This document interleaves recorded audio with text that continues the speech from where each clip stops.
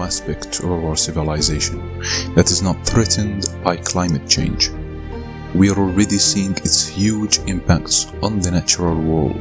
We are seeing it in forest fires, sweeping across southern Europe, South America, in Siberia even, the disappearance of the Arctic ice, and increasingly in many parts of the world, people not being able to grow crops, soils drying out, unable to sustain the roots of those crops.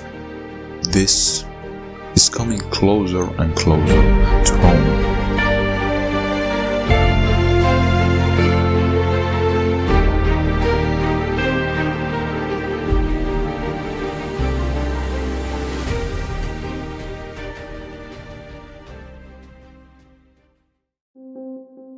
Everything material in our culture ultimately comes from natural resources, for example coal, oil, soil, and air we breathe. We are here at MOIS to understand more about the meaning of natural resources. The role natural resources has on Earth is imperative indeed. That's why it's so important for us to have some accountability and why we need to protect and respect our environment. Natural resources in Earth before human activity or without any interruption of human activity. It's classified or divided into two types, biotic and non-biotic or abiotic. Biotic means living things, animal, plants, bacteria, and so on. And abiotic means any other resources not related to living things, such as fuel products and mountain minerals and so on. The major threats to natural resources like water pollution, deforestation like what happened in Amazon before 1 month, maybe extinction of many living organisms like what happened to whales and dolphins if the cases still as the same for a long time, for maximum 50 years. Maximum number of living things, especially mammals, will be extinct after 50 years maximum. In what ways the depletion of natural resources will affect the ecosystem specifically? This problem affects badly in our life, like the habitat deformation and the habitat reduction. You can find many animals migrate from an area to another area due to this problem specifically, and many animals and birds face the extinction, like the bald eagle in America. He affected badly by water pollution. It is a substance called DDT. This substance is absorbed by the green plant. The green plant is eaten by this bird. The bird extincted from a long time, and the number of these animals becomes less. Extinction is a very bad problem in our life and the bad effect of the natural resources depletion. What causes the depletion of natural resources? Many causes. For example, overpopulation. The population of human in this period, around 7.2 billion, may be reached to around 9 billion in 2050. The second cause, for example, pollution, air pollution and water pollution. The third one, overconsumption of natural resources by humans and by animals also. And logging, what happened in forests. World population is expected to reach 9 billion by 2050. 86% of this will be in the developing world. Almost 8 billion people. The thing is, the actual number of people is not in itself an issue, except in some very densely settled countries. In fact, you could fit the entire population of the world in the state of Texas, which is about 700,000 square kilometers. In world population terms, what really matters is a simple ratio, 32:1. It represents consumption, and this is where our problems begin. The average rates in which we consume resources such as oil and metals and produce waste like plastic and greenhouse gases are about 32 times higher in North America, Western Europe, Japan, and Australia than they are in the developing world. 32 to 1 captures the difference in consumption between the first world and the third world. This little ratio has huge consequences. The estimated 1 billion people who live in the developed world have a relative per capita consumption rate of 32. Most of the world's other 5.5 billion people in the developing world have a rate well below 32, mostly nearer to 1. This means with 10 times the population, the United States consumes 320 times more resources than, for example, Kenya does. The poor of the world logically want to have our standards of living. But the fact is the planet simply does not have the sufficient resources to support such a dream. And so we're left with a fundamental problem. If the whole world were to catch up with us, it would be as if the world had a population of 72 billion people. We may see China's growing consumption as a problem, but the Chinese and many others are only reaching for the consumption rate we already have. Overpopulation is widely unrecognized problem. What we should be trying to do is to make consumption rates and living standards more equal around the world, and to do it at a level that the planet can sustain. The question is, how can we do this?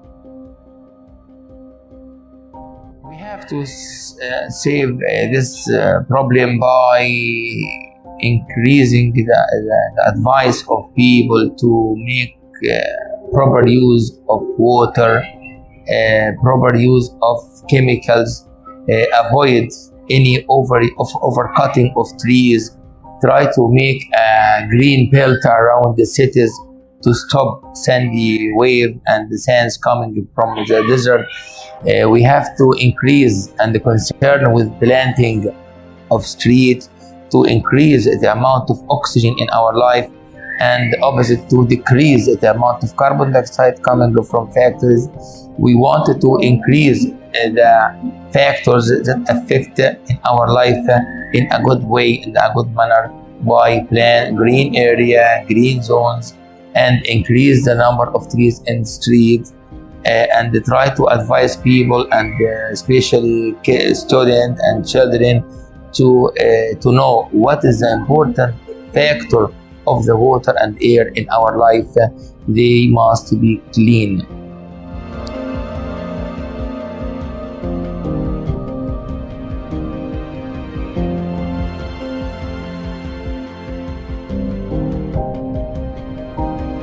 Air pollution consists of chemicals or particles in the atmosphere that pose serious health and environmental threats. But what causes air pollution, and what does it mean for our planet? Some air pollution comes from natural sources such as volcanic eruptions, wildfires, or allergens. But most air pollution results from human activities, such as energy used in agriculture. There are different types of human-made air pollution. When we burn fuels to produce energy, they release greenhouse gases into the air. Carbon dioxide, methane, nitrous oxide, and the fluorinated gases trap heat from the sun in Earth's atmosphere, leading to a rise in global temperatures. This creates a cycle where air pollution contributes to climate change, and climate change creates high temperatures. In turn, higher temperatures intensifies some types of air pollution. For example, climate change increases smog because it forms in the presence of high heat and increased levels of ultraviolet radiation. More frequent extreme weather, such as flooding, contributes to damp conditions and therefore a rise in mold. Warmer weather also leads to longer pollen seasons and therefore more pollen production. Smog is a type of air pollution that reduces visibility and has serious health effects.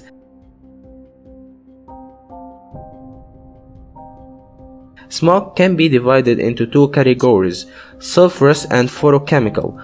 Sulfurous smog is made up of chemical compounds called sulfur oxides. It occurs when burning sulfur-bearing fossil fuels such as coal. Photochemical smog, also called ground-level ozone, is a result of the reaction between sunlight and nitrogen oxides and volatile organic compounds. Nitrogen oxides come from car exhaust, coal power plants, and factory emissions. Volatile organic compounds are released from gasoline, paints, and many cleaning solvents.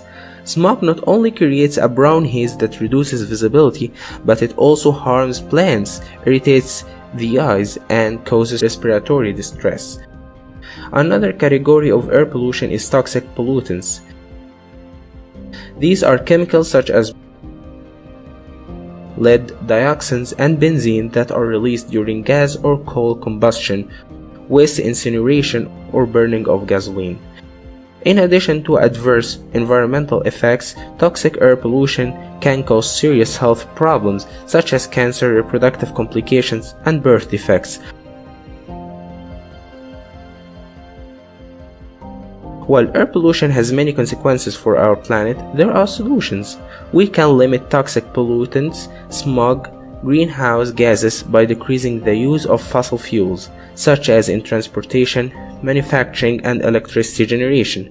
Reducing air pollution not only contributes to a cleaner environment and better human health, but it can also slow the rate of global warming. In what ways the depletion of natural resources will affect the ecosystem specifically? To answer for this question, we can mention the extinction of many species. Nowadays, we showing the 6 mass extinction in Earth, and as you know, Earth faced 5 mass extinction before. The last one before 66 million years, when the dinosaurs and other species extinct. In this period, and because the depletion of natural resources, we face the 6th mass extinction, which is measured by human activity, and this human activity have bad impact on the depletion of natural resources. For example, many species now faced the danger of extinction, like rhino and many dolphins, many whales, many type of fish, and many type of polar bears. All of these species face the danger of extinction in a few years. Do you wonder if we are using up more than what can be replaced?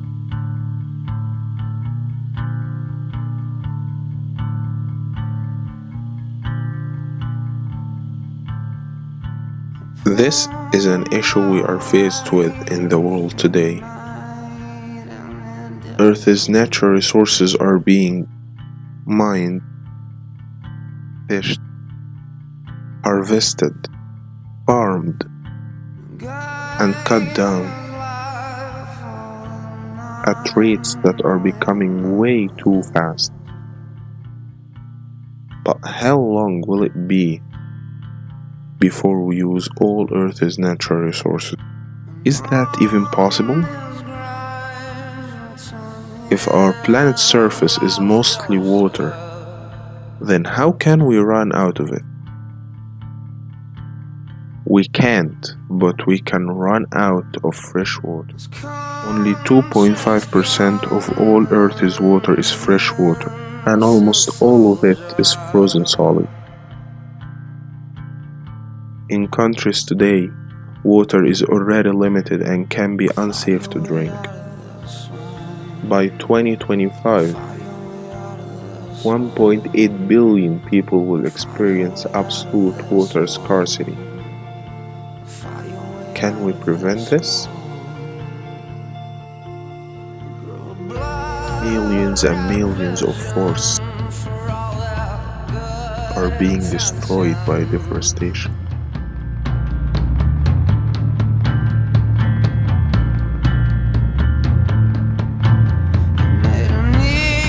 The rate of deforestation is rapidly increasing. Habitats are lost,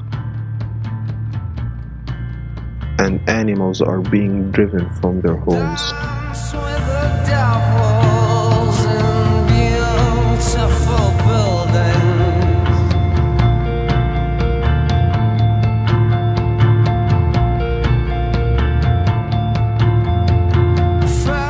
Just like deforestation, Overfishing affects marine life as well as us.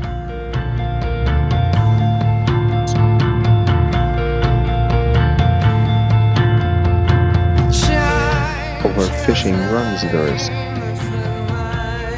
of wiping out species and harming entire marine ecosystems.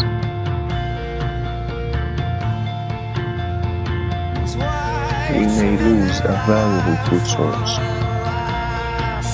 that millions of people depend on.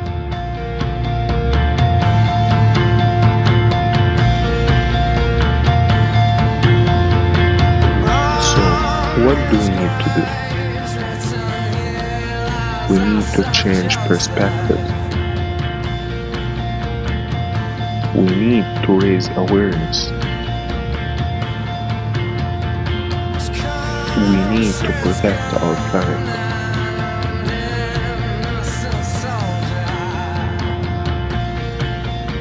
We need to prevent resource depletion from spiraling out of control any further. It all starts with you.